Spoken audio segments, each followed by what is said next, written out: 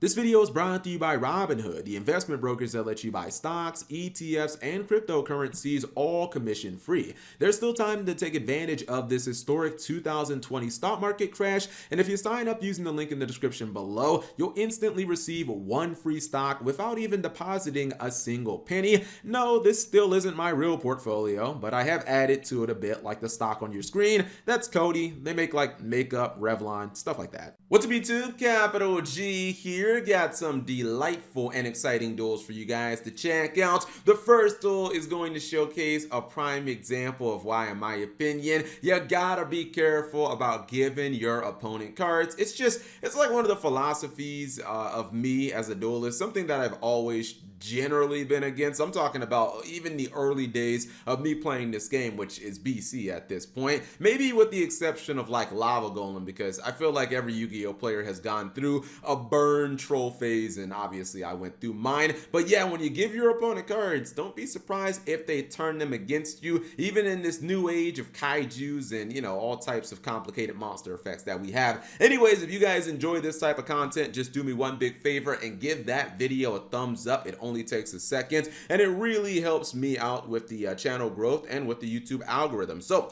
we've got dinosaurs at the bottom, which I mean really doesn't need any explanation. You guys know what dinosaurs are about and what they do. And then we have the shark deck at the top, a deck that I predicted was going to be really respectable, but then Konami was like, nope, Cap, we're actually going to hit totally awesome, and we're going to kill that Bahamut Shark Toad play, and you're only going to be able to do it once a duel. So obviously that deck was hurt by that, and dinosaurs have a whole lot of plays that they can do at their disposal. Usually they can get to some of their most powerful field spells, whether it be Lost World or Dragonic Diagram, and they have so many extenders. Basically they just use Baby Ceratosaurus as many times as possible.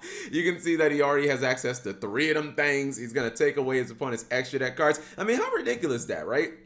He's barely done anything. I'm talking about just off the normal summon. My man has resolved Baby Ceratosaurus 3 times. He hasn't even just one normal summon. Like, that's incredible. Anyways, he's going to continue on. And oh, I should mention the whole totally awesome play with Bahamut Shark. That's no longer available. He said, Cap, this guy ain't summoned no totally awesomes this game. He just went ahead and took that away. So yeah, Shark deck without totally awesome. Good luck. I don't even know what you're doing at that point. But we're going to continue on. You can see that he's making some legitimate plays. Second True King Monster Summon. Now he's going to go into True King of All Calamities. Going to go into Halifibrax. I mean, he's pretty much just throwing everything and the kitchen sink at him. He's showing him who is boss and who has all the plays in this duel. Going to go into Link Cross. I was a little disappointed, I will have to say here. At this point, I thought, and granted this would require you to run like a level 6 Synchro, and I don't really know how many decks do that. I thought that he would climb into Borreload Savage Dragon, because I'm looking at his star count and I'm like, okay, so 3 plus 3 plus 2 is 8. The problem is he does have 2 tuner monsters, so I was like, he's gonna have to find some way of maybe Link or maybe Synchro climbing into a level 6 or something like that as kind of a, you know, a stepping stool or something, but he didn't go for that. Instead, he goes for Union Carrier, gets the little Buster Blader, and then goes for, I guess his final monster is going to be Ultimate Conductor Tyranno. And honestly, I think you got to be pretty satisfied with this. It seems a little like overkill. You got your big boy, Ultimate Conductor Tyranno, to put everything face down. You also have your True King of All Calamities, locking out monster effects. And then on top of that, no extra deck for you. So, yeah, it's going to be difficult even without the double Call by the Grave. But let's see if his opponent can actually break this board with the cards he has. I think he might be able to do this. So he's going to open up with Twin Twister.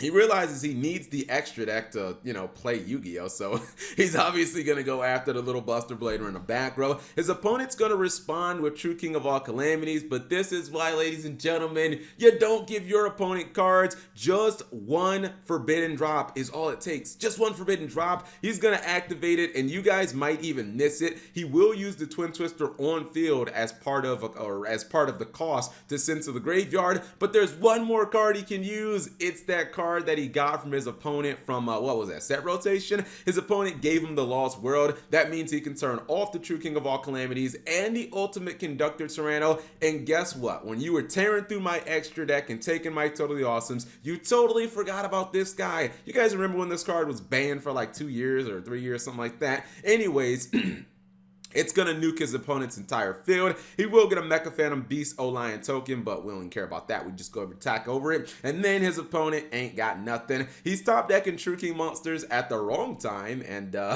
now I feel like it's pretty much going to be a wrap. Now, the interesting thing is he's still going to go for Bahamut Shark, and you'll see why. It's a very smart play. Gets a couple attacks through. And he's going to go for Rabarian Shark. And this is really interesting because it's actually quite 200 IQ. He's going to set it up with another copy of Just One Forbidden Drop. You'll see exactly why in a second. Keep in mind, when he goes to the graveyard, you get yourself a little search. So his opponent top decks he top decked Fossil Dig in the Oviraptor. He's going to give up the Rabarian Shark to negate it. And when it hits the graveyard, he gets the stack rank up to 7th one on top of his deck. So now, basically next turn it's like a GG no re. Although you could kind of argue that it's already GG no re. His opponent's just going to scoop it up at this point. I thought that was a very awesome and interesting duel. I'm telling you, I think I was maybe a little undervaluing Forbidden Droplet, because when you use it in those chains where, you use a card like Called by the Grave or Twin Twister, and then you use Just One Forbidden Drop to use that card in the chain as the cost, that's when Just One Forbidden Drop actually becomes kind of legitimate. Or if your opponent just gives you cards, like if they kaiju you or something like that, that is something that you can actually throw back at them and, use it to kind of wreck them. Anyways, second duel. And by the way, shout outs to Rank 2 Yugioh, another small Yugi-tuber, just like my boy Chainlink, that's trying to grind up in this world. Guys, you gotta support the smaller channels. You want more Yu-Gi-Oh channels, you want more Yu-Gi-Oh content, so support the smaller channels. His link will be in the description. Anyways, he's playing Rank 10 Trains, and he's dueling against Marincess. I don't know what it is, but these Marincess players, at least in these duels, they seem to, as of late, been like, they keep going into Marincess Great Bubble Reef, and I'm not exactly sure why. I mean, don't get me wrong, she's got like awesome card art, and she got the pretty card art and stuff, but as a boss monster, not necessarily doing it for me. This is, of course, the monster that you can banish cards from your graveyard, and then you get the draw card, which is nice, but really only works if you draw things like this, if you're drawing them hand traps. And you can see he has way too many normal summon monsters in his hand. These cards don't really do anything from your hand. Same thing goes with Cybers or Cynet Mining, so like you probably want like Impermanences and Marincess Wave, stuff like that. Now his opponent is going to make a mistake. R2 Yugioh not really understanding that when you summon these Marincess links with Crystal Heart, they're unaffected by everything. That includes Infinite Impermanence, but he wisely realized, oh, that only works when the field spell is on the field, so you can just get rid of that. He will go ahead and just go into his first rank 10, which I believe is going to be Gustav Max. He's going to go ahead and shoot him, but that will be eaten up by the Ghost Ogre and Snow Rabbit. There's a reason that a lot of people don't play Ghost Rabbits and Ghost Ogre and Snow Rabbit. Can't speak. That's one of the reasons people don't play this card that much, is because while you do kill the Gustav Max, you still take the burn damage, and that allows him to just use something like Urgent Schedule because he had no monsters on the field. He can go into another Gustav Max. He can pop your Great Bubble Reef because it no longer has the protection. Now he can go for Lib and simply one-shot you. That was an OTK, but it was like a three-part OTK. That's exactly what, that's what we'll call it. We'll call it a three-part OTK. Yeah, you look at the opponent's hand, and honestly, a lot of times when I lose and I've got this many cards in hand, I'm just frustrated. I'm like, dude, how can I lose when I have this many cards in hand? But this is why you don't fill your deck up with like tons of normal summons, because normal summons don't help you during your opponent's turn. You want things that can defend you or things that can stop your opponent. Anyways, let's go ahead and check out the deck really quickly, or the decks really quickly, because we need 10-minute ad revenue, people. Ad revenue is trash right now, and CapG wants to have some type of money. Anyways, this is the Rank 10 Trains, and R2's build is pretty standard from what I've seen. The only thing that I would say probably isn't standard, because this deck doesn't really run, from what I saw, like Rank 10 players, they don't really run hand traps. They really just run Impermanence, maybe Ash, and that's basically it. They generally just rely on a bunch of kaijus because they get to run Slumber, and then also Jizakiryu allows them to go into Sea monsters. Only thing not standard about this build, in my opinion, is the 3 revolving switch yard. There's that one European player that always tops regional with trains. I think his latest build only had 1